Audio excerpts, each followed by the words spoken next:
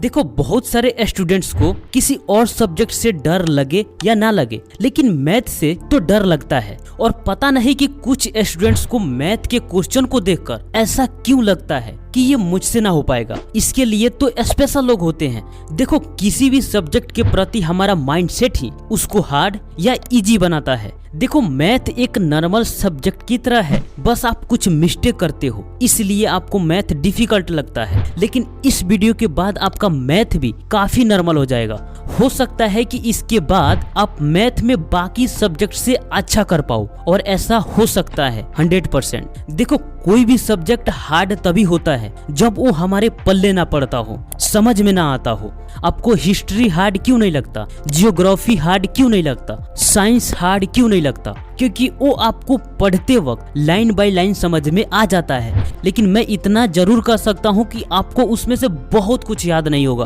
भले आप आंसर को 10 बार याद करके भूल जाओ, लेकिन आप इसे हार्ड नहीं बोलोगे। लेकिन मैथ एक ऐसा सब्जेक्ट है जिसको याद करने की जरूरत नहीं होती, बस कंसेप्ट को समझना और कुछ फॉर्मूले को याद करना होता है, और थोड़ी सी लॉजिक लगाकर आप किसी भी क्लास के मैथ को पूरा कंप्लीट कर सकते हो। अब मैं आपको बताऊंगा कि आप मैथ को इजी कैसे बना सकते हो, और जिनका मैथ इजी नहीं है वो कहाँ गलती कर रहे हैं। और हाँ, एक बात क्लियर कर दूं कि मैथ में मेहनत लगता है, और जो स्टूडेंट्स मेहनत करने से डरते हैं उनके लिए शायद मैथ नहीं है। अब आप इतना मत डरो कि मैथ में बहुत ज्यादा मेहनत लगता है, ऐसा नहीं है। आप बाकी सब्जेक्ट से थोड़ा ज्यादा समय दोगे तो आपका मैथ भी काफी इजी हो जाएगा।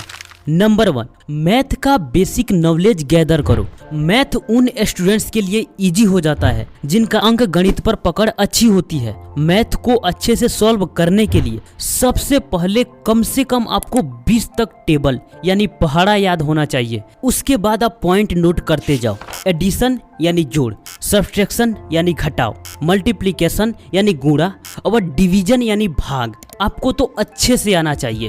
उसके बाद स्क्वायर एंड स्क्वायर रूट यानी वर्ग और वर्गमूल। उसके बाद एलसीएम एंड एचसीएफ। उसके बाद फ्रैक्शन यानी भिन्न, इसका भी जोड़ घटाव गुना और भाग होता है। उसके बाद simplification. Next cube and cube root यानी घन और घनमूल।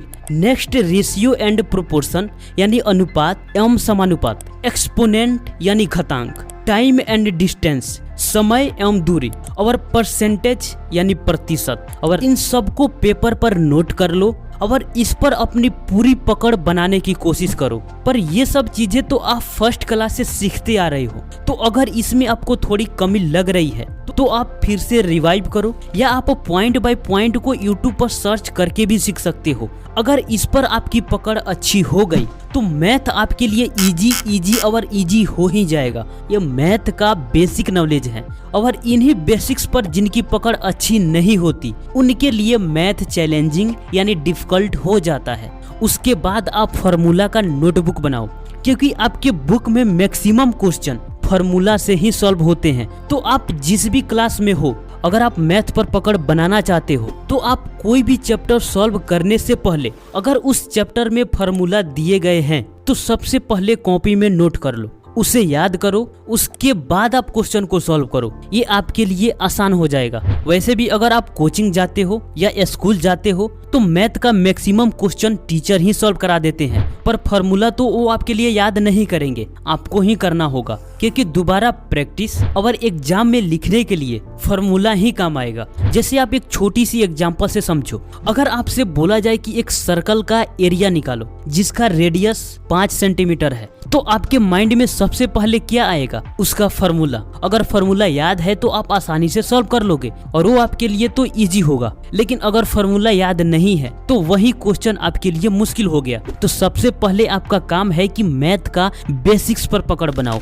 नंबर 2, कंसेप्ट को समझो। देखो मैथ को याद किया ही नहीं जा सकता, ये कंसेप्ट पर बेस्ड है। कंसेप्ट क्लियर तो मैथ क्लियर। बस कंसेप्ट को समझने में ही थोड़ा बहुत जो परेशानी होता है उसी से बहुत सारे स्टूडेंट्स को मैथ हार्ड लगता है। इस पर भी आप अच्छी पकड़ बना सकते हो अगर आप थ्योरी पर टाइम देते हो।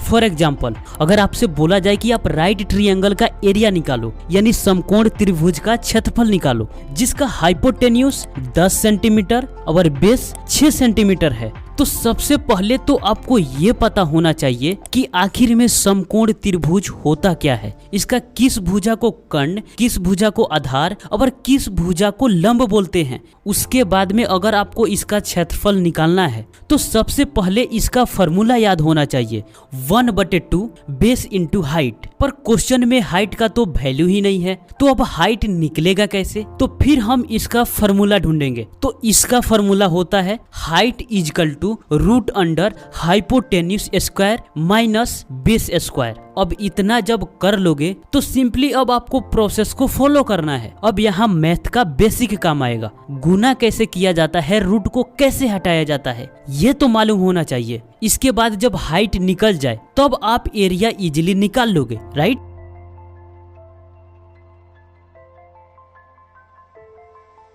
तो मैथ को इजीली सॉल्व करने के लिए कंसेप्ट से लेकर बेसिक तो मजबूत होना ही चाहिए, जो कि अगर आप मेहनत करते हो तो धीरे धीरे आप मैथ पर पकड़ अच्छी बना सकते हो। Number 3, practice. आपको सब कुछ मालूम है, लेकिन अगर आप प्रैक्टिस नहीं करते हो फिर भी आप मैथ में वीक हो जाओगे, क्योंकि मैथ प्रैक्टिस से ही इजी होता है।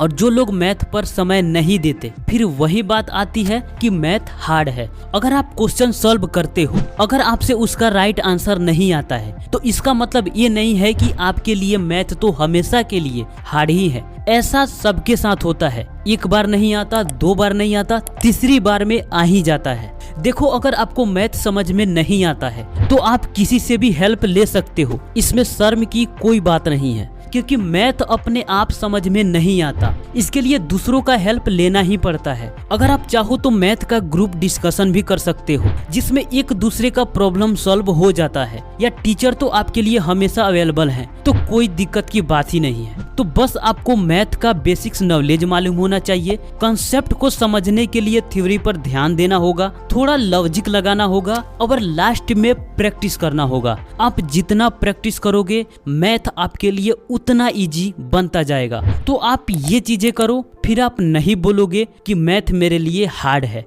तो दोस्त, कैसा लगा वीडियो कमेंट बॉक्स में जरूर बताना। मिलते हैं आपसे फिर अगले वीडियो में, तब तक के लिए आपका धन्यवाद।